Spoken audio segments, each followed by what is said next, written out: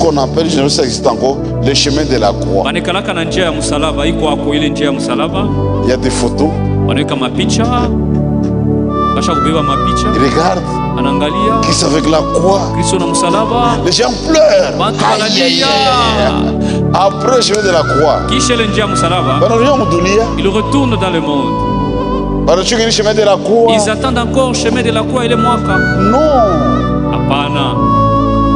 Un vrai chrétien Kristo wa kweli comprend ce que cela représente. Anaijua bei ya msalaba. C'était une malédiction. Ilikuwa ni lufu lwa laana. Qu'il soit maudit. Alaaniwe celui qui est pendu au mwenye kutundikwa pa msalaba. Quelqu'un a pris notre malédiction. Kuko mtu alibeba laana yetu. Aujourd'hui, leo hii il n'y a aucune malédiction qui plane sur nous. Hakuna laana tena ile ko yulu yetu. Jésus a pris cela au bois du Calvaire. Yesu alibeba pa msalaba wa Kalvari. Il a été frappé. Alipigwa. C'est ça le pain. Jo maana ya mkate. Le prix qui a été payé. Bei ile ililipwa. Pour nous racheter. Juu ya kutukomboa. C'est très élevé. Ni bei kubwa sana.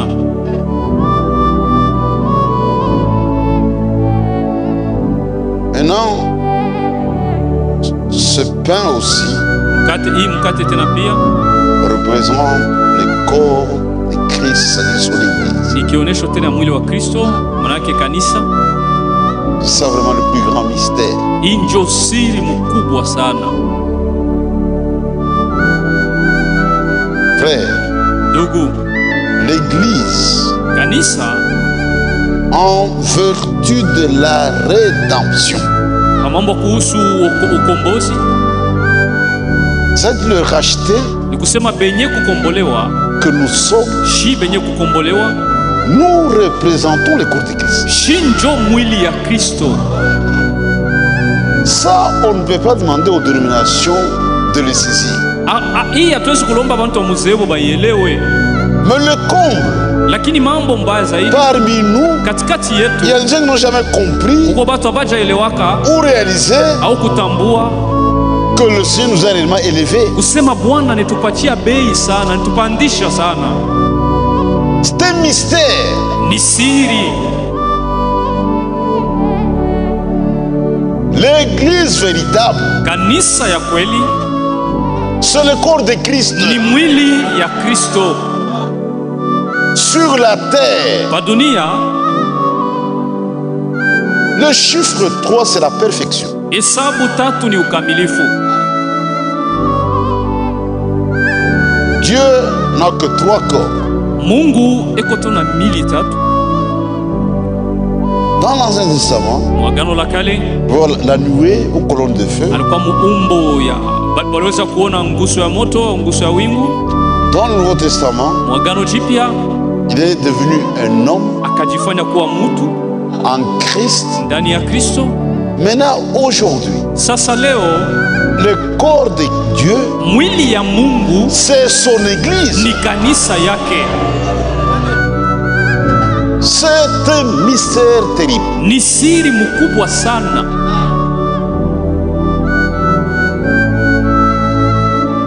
Regardez l'apôtre Paul. Mwone mtume Paulo, avec son grand savoir. Na ile ufahamu yake kubwa. C'était un homme instruit au pied de Gamaliel. Alifundishwa na Gamalieli. Dans la connaissance exacte de la loi. Alimfundisha na alijua mzuri sheria yote. Paul persécutait des gens sans instruction. Paulo alikuwa anateswa batu bila majifunzo. Parfois en lambeau. Baina walikuwa shavala bilaka, bashavala mbaya. Pour Paul, c'était des hérétiques. Kwa Paulo ni balikuwa batu benye kukana imani. Mais c'était un homme juste. Lakini ye Paulo alikuwa mtu wake. Qui agissait par ignorance. Alikuwa anatenda kwa ujinga.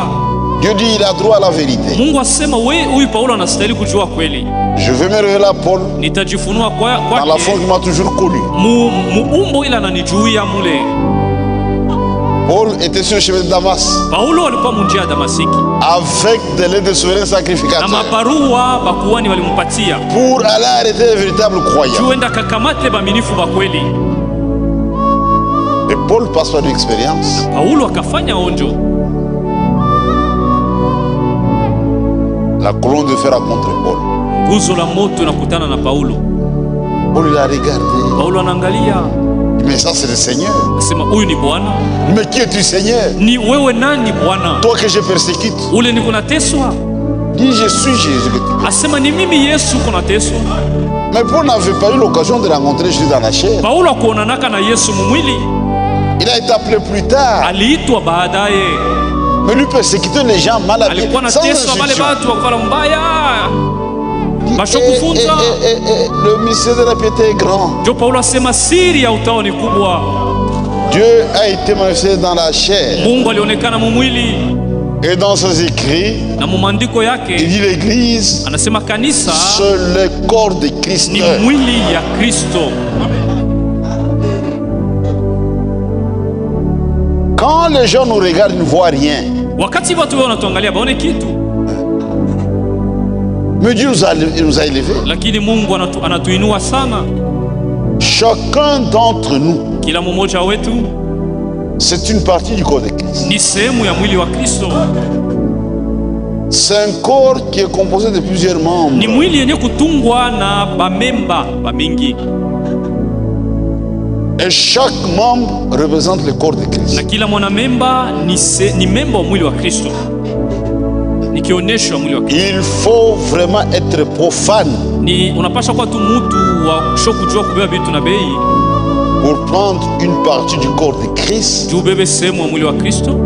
Et donner ça à une prostituée. Wende ukompatie kahaba. Il faut être profane pour faire.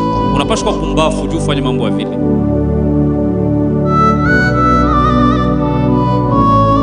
C'est pourquoi aujourd'hui, nous qui comprenons ces mystères, nous devons avoir beaucoup de respect à l'égard de l'Église.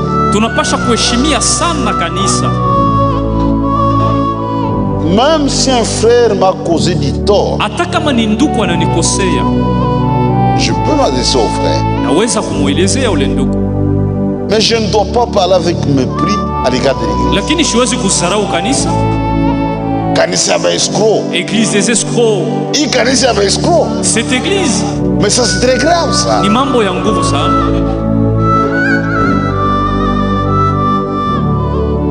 Du celui qui vous touche. Mwenye kumigusa, il touche à la couleur de mon œil. Anagusa mboni ya jicho langu. Dieu veille sur nous. Mungu kona kesha juu yetu. C'est-à-dire aujourd'hui, ni kusema leo, Dieu pour agir, juu Mungu atende, il a besoin d'un corps. Anapasha kutumia mwili. S'il veut sauver quelqu'un, kama anapenda kuokoa mtu, la semence est dans le corps. Mbegu iko ndani ya mwili. Il doit utiliser un membre du corps de Christ. Anapasha kutumia memba wa mwili wa Kristo. Pour parler à la personne. Juu ya kusema na ule mtenda zambi. Si Dieu veut guérir quelqu'un, kama Mungu anapenda kuponya mtu, il doit utiliser un de ses membres. Atatumia kiungo wake moja wa mamemba wa mwili yake. C'est-à-dire Dieu dépend de nous pour agir. Ni kusema Mungu juu atende anapasha kututumikisha sheye. Le Saint-Esprit ne peut pas agir à partir du néant. Roho Mtakatifu atumikake mumpepo hivi. À partir du vent. Pepo hivi hapana. Le Saint-Esprit utilise des hommes et des femmes. Roho Mtakatifu anatumiaka banaume na banamuke. Pour agir. Juu ya kutenda. Soyons très attentifs. Tuanze tutege angalisho. Tufanye angalisho. Dans la dénomination, les gens ils ont une fausse conception. Si le pasteur passe dans une famille, on le reçoit avec beaucoup d'empressement. Homme de Dieu. Un simple frère peut venir. Il est en babouche. Il donne une chaise au véranda. On doit faire très attention. Tufanye angalisho. Je crois dans ce message. Mujumbe moja. Prenons un exemple. Quelqu'un qui était friqué. Il avait garni sa table. Il dit Jésus, je t'invite. Viens manger avec moi aujourd'hui. Il a attendu et personne n'est venu. Il était même fâché. Mais toi tu réponds toujours au rendez-vous. Comment Léo, pourquoi tu n'es pas venu? Il a vu un pauvre arriver. Il dit aide le pauvre. Allez, toka pas. Il l'a chassé. Jésus était venu sous cette forme.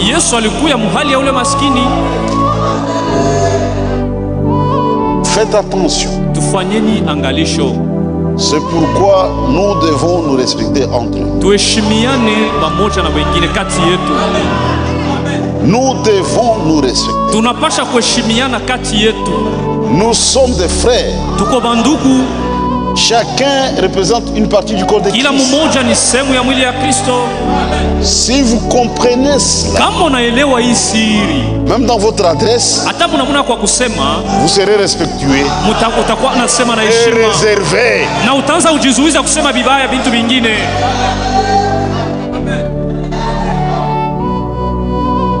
C'est très très très important.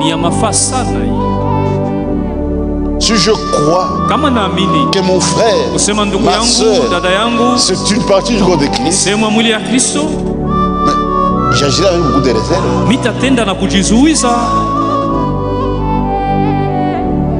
Que Dieu nous aide. Il y a des choses qui se passent au milieu de nous. Parce que nous n'avons pas bien saisi la chose.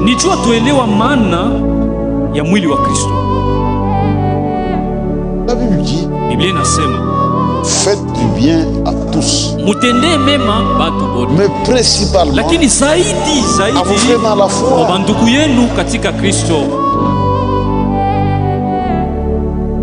Parfois on a des faux problèmes.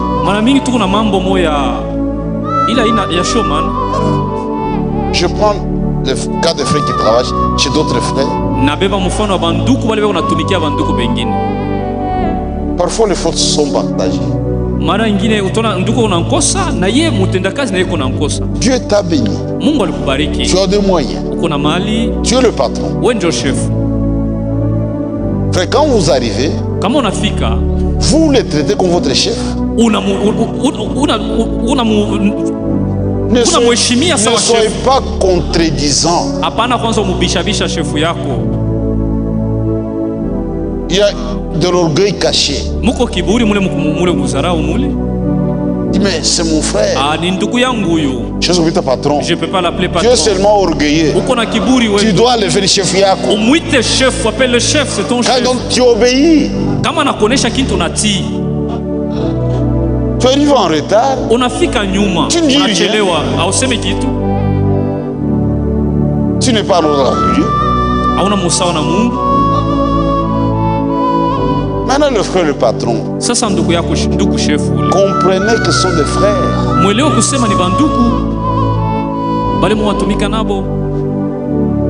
Peut-être à cause d'eux, Dieu vous a béni. Il faut les traiter comme des frères. Vous vous mettez à leur place. Un jour j'étais choqué, scandalisé. Il se travaille chez un frère. J'ai dit, on te paye combien?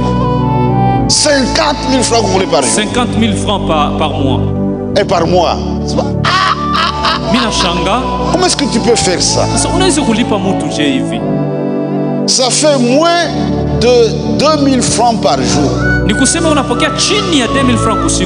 là, c'est le transport. Et maintenant le transport, il dit il n'assure pas le transport. Il dit si tu ne veux pas, tu abandonnes. Ça c'est de l'orgueil.